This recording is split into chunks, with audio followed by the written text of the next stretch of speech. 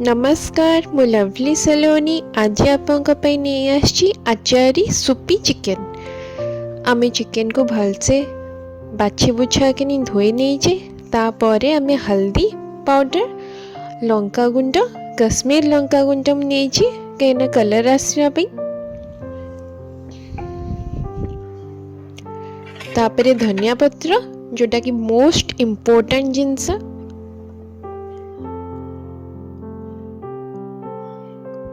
एतिके सब आम नहीं ता दिहरे मेन इनग्रेडिएंट आम दही मो गोटे चामच दही नहीं तापरे टिके नाको लुण स्वाद अनुसार नहीं भलसे आम गोले देबा ताकि आम चिकेन पूरा फ्लेवरफुल हो जाओ सबू फ्लेवर ता दिहरे पूरा मिसी जाओ। तापे चलतु आम घरोई मसलाटा बनईदेवा गरम मसलाटा एठी मु गोटा धनिया दालचीनी लवंग अलैच देन तापे जीरा एतिके सब नहीं भलसे बाटी नहीं आमे हमर गरम मसलार पाउडर बनी देजे। एठी चलता आम टमाटर प्यूरी बने दबा एठी अपन देख पाथे मु टमाटो को काटिकिनी ग्राइंडिंग कर देछि एठी प्यूरी रेडी हो जाइछि। तापरे अपन चलंतु बनेबा अदा रसुण पेस्ट सबु जिनस घरोई हबो। अपन लास्ट तक वीडियोटी को जरूर देखिए बहुत बढ़िया वीडियोटी बहुत टेस्टी लगे अपन भी घरे ट्राए करंतु और लाइक शेयर सब्सक्राइब करने तो बिल्कुल भी भूलबेनी।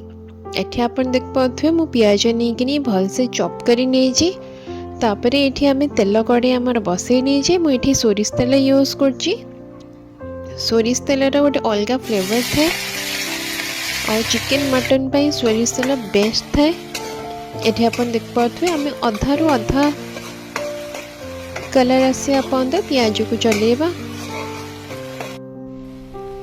तापरे आमे अदा रसुण जो पेस्ट करथिले ताकू पके नबा पके किने आ किस समय भल से आमे चलेबा ताकि हम अदा रसुण रा स्मेल न आसु।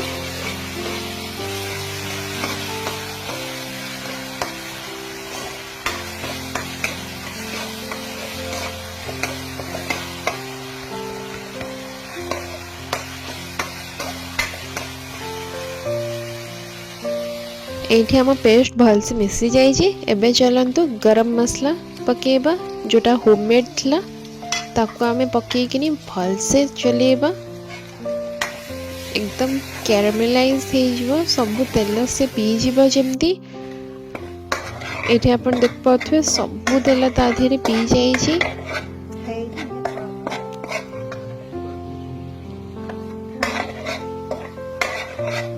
चलोथुवे नहले लगी पोड़ार चांसेस थाए तेणु मीडियम फ्लेम रे भलसे चलाउे। एठी अपन देख पाथुए आम पियाज रु भलसे ऑयल धीरे धीरे आसवा स्टार्ट हेलानी ता दिहरे आमे तापरे पके नबा टमाटो प्यूरी जोटा आमे घरे बनीथिले ताको पके किनी भलसे आमे चलेबा।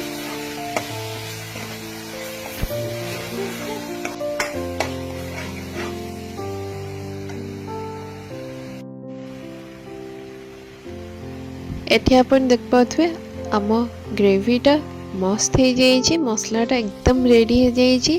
तो चलतु आहुरी कुक्ड हम बट एटा एबे कुक्ड हम चिकेन सहित। एबे जो चिकेन को आमे गोलेइथले ताकू ता धीरे पके नबा पके किनी भल से घांटीबा।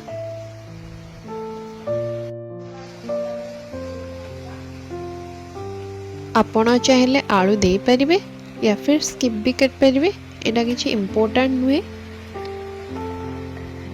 एठी मो आलू को बड़ बड़ साइज रे काटिकिन दे दीची कहीं भात सहित आलूटा मस्त लगे। तो एठी अपन देख परिबे जगह हेलानी बोली आमे स्किप कर दिले प्रेशर कुकर को।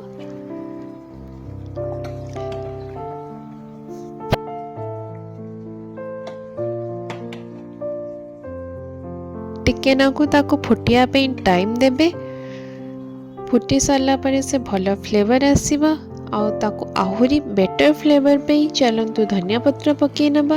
एठी हम धीरे धीरे रेडी आसलान ना तेन धनिया पत्र पके नबा। तापरे प्रेशर कुकर ढांकुनी देकिनी दीटा सीटी हेबा पे हमें ताको छाड़ देबा एकदम भल से जेमती सिझी जीवा हमर चिकेन आमर तापर रेडी हो गलानी आचारी सुपी चिकेन। एबे एबे आमर रेडी है आचारी चिकेन।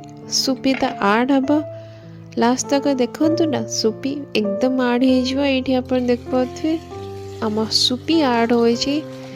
तो एबे आमे कहि परिबा आमर आचारी सुपी चिकेन एकदम रेडी।